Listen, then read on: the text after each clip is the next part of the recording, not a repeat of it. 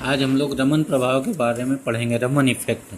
जब एक वर्णी प्रकाश या परावैंगनी विकिरण कह सकते हैं किसी पारदर्शी माध्यम जैसे गैस, द्रव या ठोस में से गुजरता है तो आपतित प्रकाश का कुछ भाग माध्यम के अणुओं द्वारा अवशोषित हो जाता है, शेष प्रकाश पारगमित हो जाता है, यानी माध्यम में से होकर निकल जाता है। अब जो भाग अणुओं द्वारा अवशोषित होता है उसका अणु परिकीर्णन करते हैं।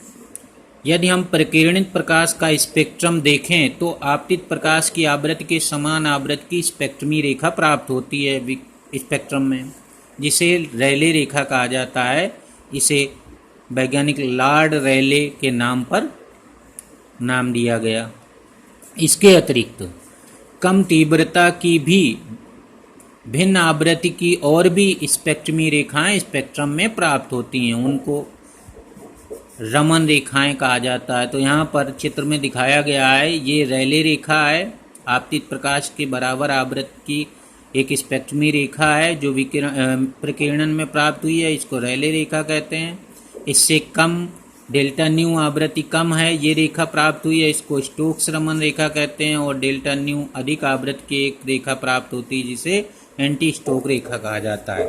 कम आवृत्ति की रेखा न्यू माइनस न्यू डैश को स्टोक्स रमन रेखा तथा अधिक आवृत्ति न्यू प्लस डेल्टा न्यू वाली रेखा को एंटी स्टोक्स रमन रेखा कहते हैं।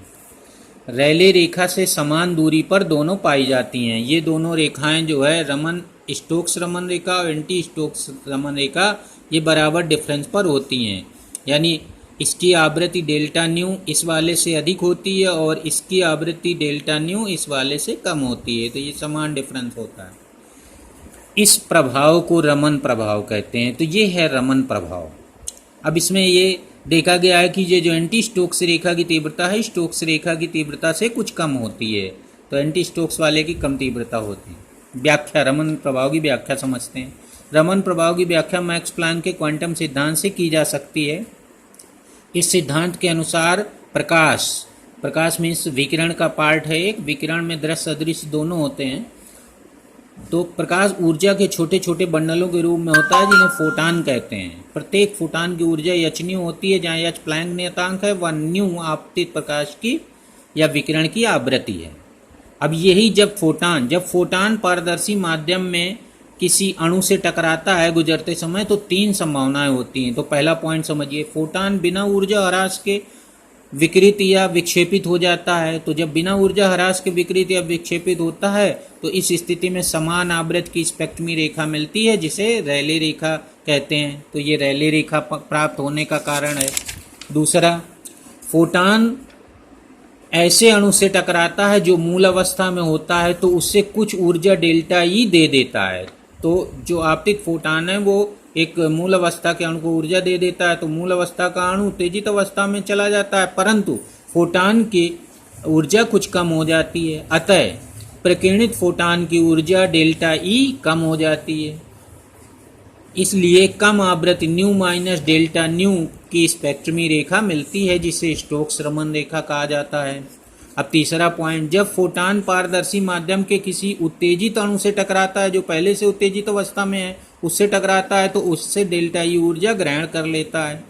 अतः जब यह प्रकीर्णित होता है तो अधिक आवृत्ति की स्पेक्ट्रमी रेखा न्यू प्लस डेल्टा न्यू की मिलती है जिसे एंटी स्टोक्स रमन रेखा कहते हैं। तो इस प्रकार रमन प्रभाव में जो तीनों रेखाएं पाई जाती हैं उसका ये कारण है। इस प्रकार रमन प्रभाव की व्याख्या होती है। अब रमन प्रभाव के उपयोग देखिए। रमन प्रभाव से किसी यौगिक या क्रिस्टल की आणविक संरचना का अध्ययन आसान हो जाता है। दूसरा है, पदार्थ में अणु किस प्रकार परमाणुओं से मिलकर बना है का पता किया जाता है। तीसरा है, मिश्रण के संगठन का रमन प्रभाव के उपयोग से अध्ययन करना आसान हो जाता है। अब ये इसमें ऊर्जा अणु के ऊर्जा स्तर आरेख में स्टोक्स व एंटी स्टोक्स रमन रेखाओं को दिखाया गया है। तो ये जो एच न्यू है ये आपतित फोटान की ऊर्जा है, इसको हम रेले रेखा कह सकते हैं।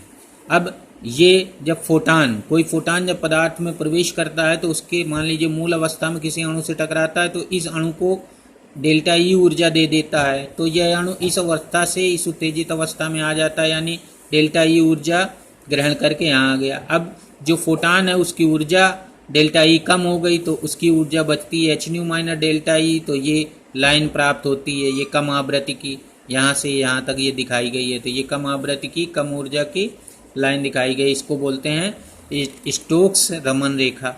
अब यहाँ ये मान लीजिए ये अणु कोई उत्तेजित अवस्था में है, इससे ये फोटान टकराता है, तो इस वाले अणु के पास जो अतिरिक्त डेल्टा ई ऊर्जा है, क्योंकि यहाँ से ये यहाँ पर है उच्च ऊर्जा स्तर में, तो इसके पास डेल्टा ई ऊर्जा ज़्यादा है, तो ये फोटान इसकी डेल्टा ई ऊर्जा को ग्रहण करता है और ये अणु अपनी मूल अवस्था में चला जाता है तथा फोटान की ऊर्जा बढ़ जाती है, तो ये यहाँ आ जाता है। अब जब फोटान यहाँ से लौटता है तो ये अधिक आवृत्ति की स्पेक्ट्रमी रेखा मिलती है, जिसमें फोटान की ऊर्जा H new plus delta E हो जाती है जिसके संगत, तो इस प्रकार ये एंटी स्टोक्स रमन रेखा प्राप्त होती है। तो यह है पूरी रमन प्रभाव की व्याख्या।